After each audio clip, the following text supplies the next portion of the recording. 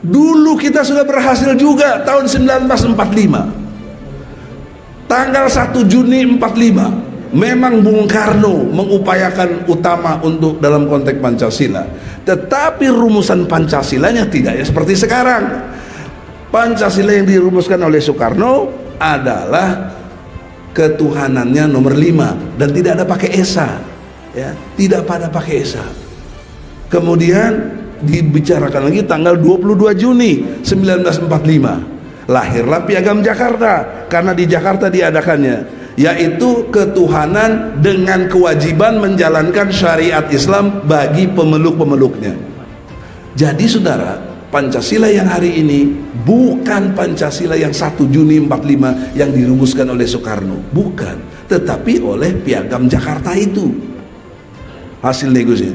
Maka secara ilmu hukum harusnya hari kesaktian Pancasila itu diperingatinya bukan 1 Juni, ya, harusnya 18 Agustus 1945, karena itu yang berlaku, ya, sampai hari ini.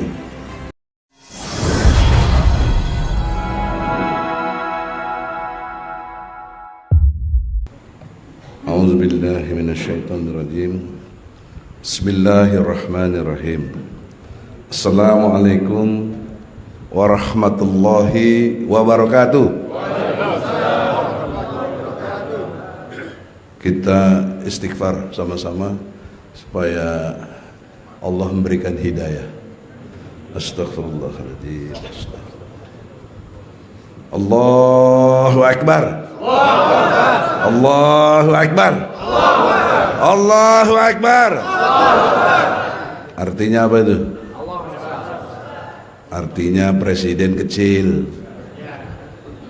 menteri, gubernur, diri kita yang besar. Itu makna Allahu Akbar. Jangan lu nyebut Allahu Akbar, lihat presiden besar kali presiden itu.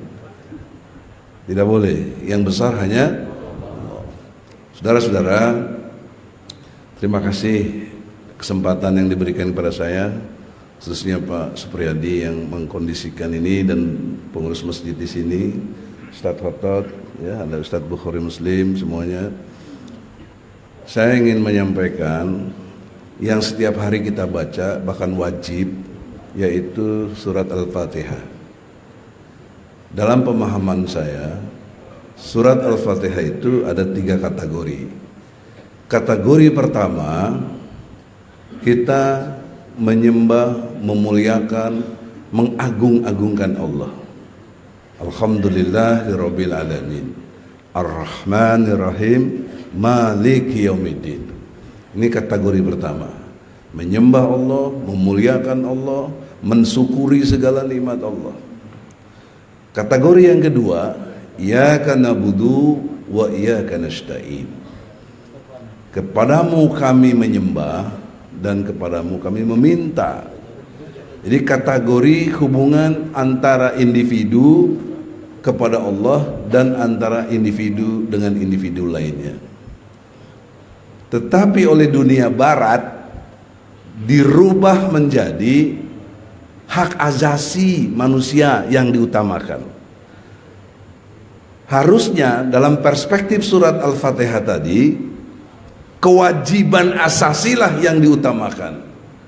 Karena bagaimana mungkin kita dapat hak kalau kewajiban tidak jalan?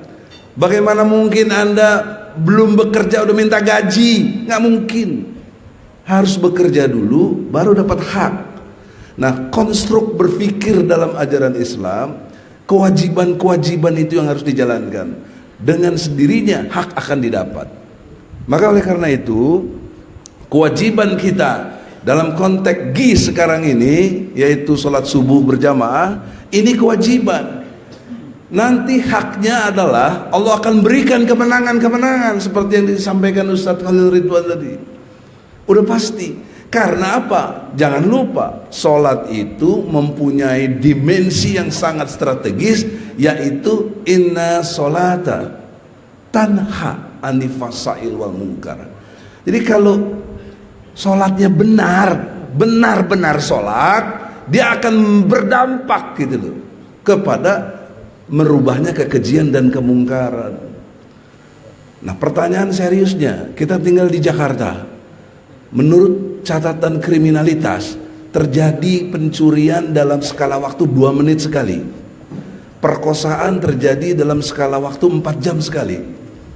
Bayangkan dahsyatnya kriminalitas.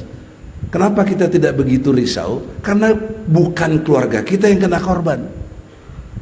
Coba kalau keluarga kita yang kena korban, setiap hari itu pasti ada yang dibunuh, ya, dan segala macam bentuk kriminalitas lainnya.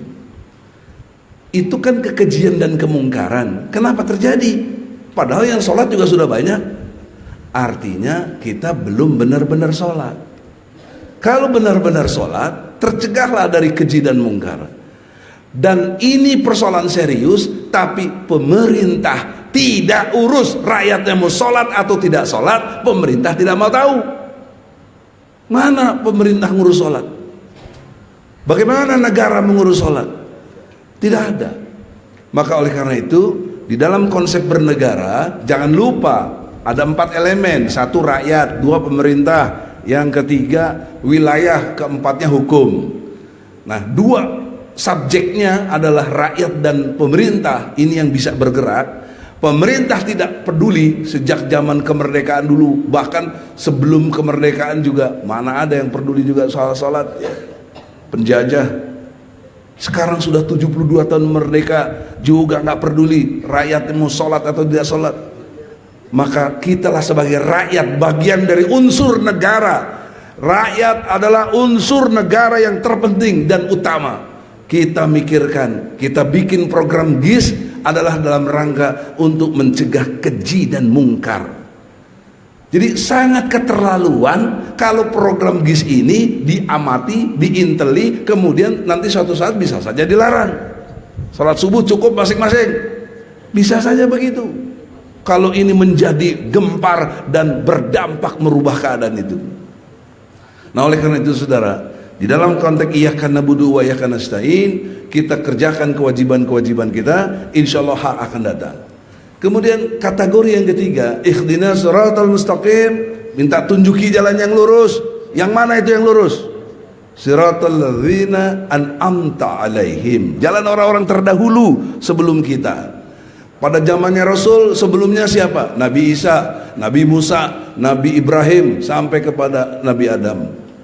Itulah orang-orang terdahulu sebelum Rasulullah Muhammad. Biasakan kalau dengar nama Nabi bersalawat. Kita semua adalah pengikut Nabi Muhammad. Orang-orang sebelum kita adalah orang tua kita, nenek kakek kita, dan seterusnya. Pertanyaan seriusnya, apakah kita on the track mengikuti jalan yang lurus? Orang-orang yang Allah beri nikmat, ghairil maghdubi alaihim, bukan orang-orang yang zolim lagi sesat. Pertanyaan seriusnya adalah, ketika Anda sholat baca Al-Fatihah tadi dalam konteks politik, Anda ikutin partai politik mana? Anda nyoblos siapa? Masa nyoblos si Ahok? Kan bagaimana logikanya itu kan? Baca Al-Fatihahnya ngikutin siapa itu? Itu yang dimaksud fawailul musallin, sholatnya lalai, maka tidak akan mencegah keji dan mungkar dan isinya dari neraka wail. Itu fakta. Juga lebih mengerikan lagi, kita baca Al-Fatihah sama seperti orang gila, lagi koprek-koprek di tong sampah yang bentuknya kotak juga, ngomong sendiri si orang gila. Sama kita juga takbir, ngomong sendiri, nggak ngerti kita Al-Fatihahnya, nggak paham. Padahal kita sedang mengikuti orang-orang yang zolim lagi sesat. Kaitan dengan pilkada di DKI waktu itu, saudara, kalau umat Islam jumlahnya dulu tahun 50-an kita masih bangga 95%, bahkan ada yang nyebut sampai 99%, ya. Sekarang saudara, umat Islam kurang dari 80%, kurang lebih 78%. Bayangkan turunnya jauh. Dan menurut catatan saudara Anton Tabah, dalam konteks pernah menjadi polisi dia, dan juga dari ITSMI, Tiap tahun 2 juta umat Islam berpindah agama. Tiap tahun 2 juta. Jadi, tapi dikaitkan dengan pilkada apa maksud saya? Kalaupun semua yang non muslim dukung Ahok, paling top 20% gitu loh. Karena kita muslim 80%. Betul? Tapi kenapa yang dukung Ahok menjadi 42%? Jadi 22% itu pasti kaum yang beragamanya KTP-nya Islam.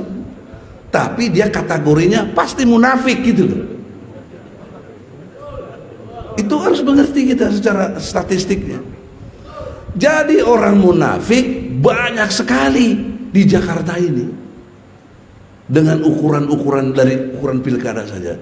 Nah sekarang 172 pilkada, 17 provinsi gubernur akan lakukan pilkada, ya, pemilu pemimpin kepala daerahnya. Anda lihat sekarang persentase yang komit kepada Islam. Nah kita dari Presidium 212 alumni sudah berubah namanya menjadi Persaudaraan Alumni 212. Semalam baru selesai mukernas kita. Nah itu kita mencanangkan gerakan mendukung, mengupayakan, membela pejabat-pejabat yang komit kepada Islam. Dan tolong umat Islam mendengarkan ini dengan baik. Jangan pilih pemimpin yang dari partai penista agama kita.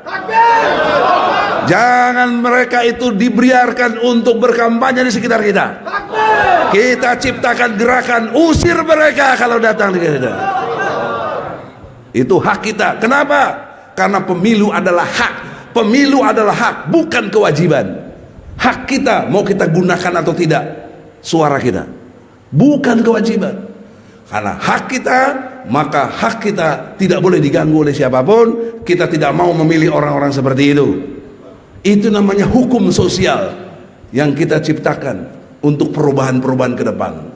Orang yang tidak punya kompetensi, orang yang tidak punya kapasitas, akhirnya memimpin karena ada uang. Karena sistem yang berlaku sekarang bertentangan dengan sila keempat Pancasila, kerakyatan yang dipimpin oleh hikmah kebijaksanaan dalam permusyawaratan perwakilan. Bertentangan.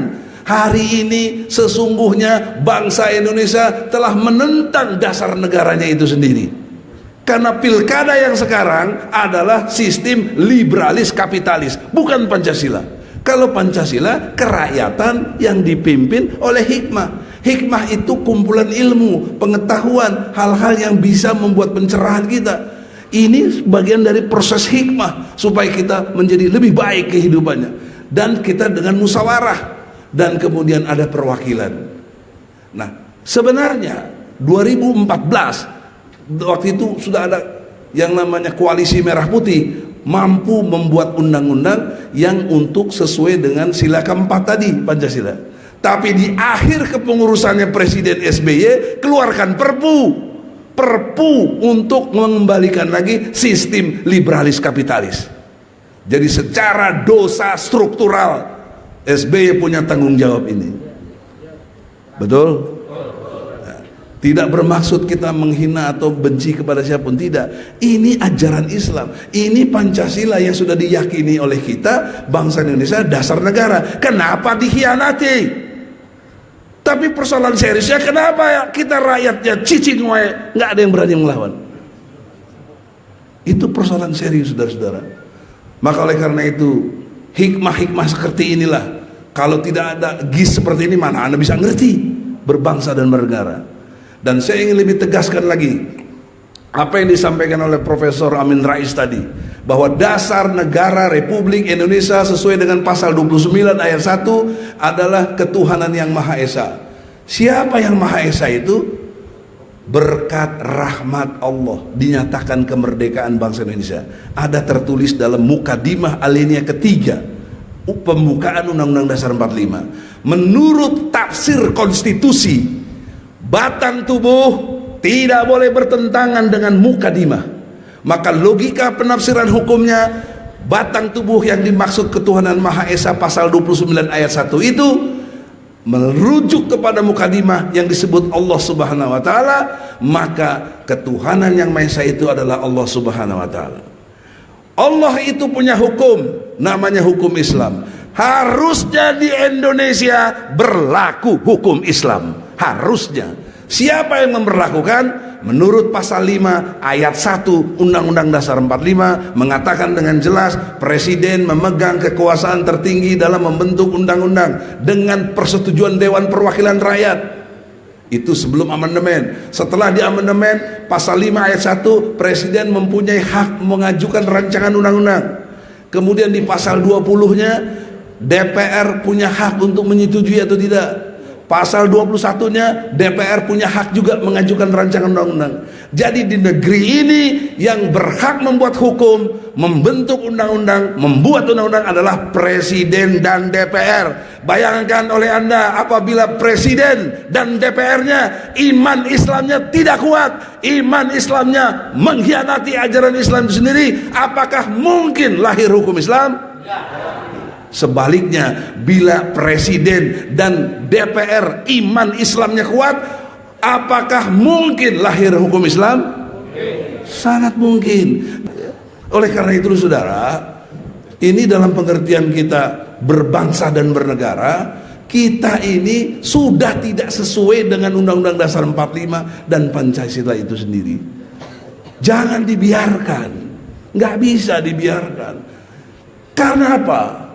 Dulu kita sudah berhasil juga tahun 1945. Tanggal 1 Juni 45 memang Bung Karno mengupayakan utama untuk dalam konteks Pancasila. Tetapi rumusan Pancasilanya tidak seperti sekarang. Pancasila yang dirumuskan oleh Soekarno adalah ketuhanannya nomor 5 dan tidak ada pakai esa, ya, tidak pada pakai esa.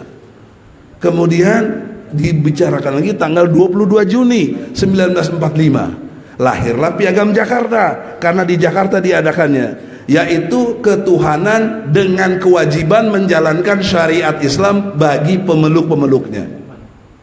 Kemudian diperdebatkan lagi sampai akhirnya dinyatakan kemerdekaan lebih dulu 17 Agustus 45. Jadi Piagam Jakarta pernah berlaku 1 hari, karena 8 Agustus 45-nya baru dicoret. Proses pencoretan itu juga dahsyat. Ada pertentangan dari Ki Bagus Hadikusumo, ketua Muhammadiyah pada waktu itu, juga dari Wahid Hasim, ketua NU pada waktu itu, dan diyakinkan oleh Kasman Singodimejo melalui permintaan Bung Hatta untuk mencoret itu.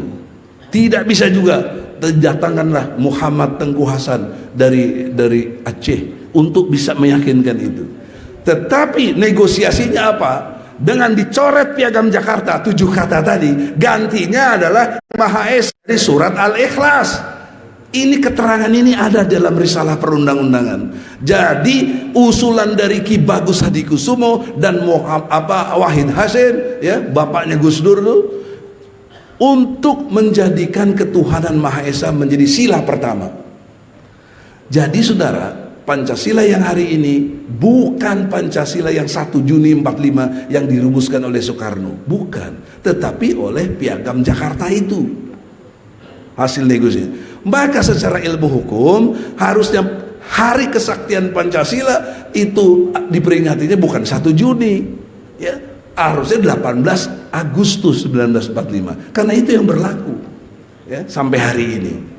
Nah, untuk itulah saudara, harus lebih jauh, saya sudah sudah selesai, tapi yang jelas catatan kita hari ini adalah bahwa bangsa kita adalah bangsa yang munafik karena mendasarkan diri kepada Pancasila, tetapi Pancasila tidak diterapkan, dan kita diam saja. Kalau kita diam saja, kita masuk orang-orang yang munafik, pengecut, penakut, dan jangan mimpi minta surga. An hasibtum an tadkhulul jannah. Kau pikir kau masuk surga sebelum berjihad? Bisa dibaca dalam surat Ali Imran ayat 142. Bukan kata Egy Sujana, tapi Allah yang memerintahkan. Oleh karena itulah lewat GIS bangkit untuk kita tegakkan ajaran Islam. Allahu Akbar, Allahu Akbar, Allahu Akbar. Presiden, Menteri, Gubernur, diri kita yang besar. Assalamualaikum warahmatullahi wabarakatuh.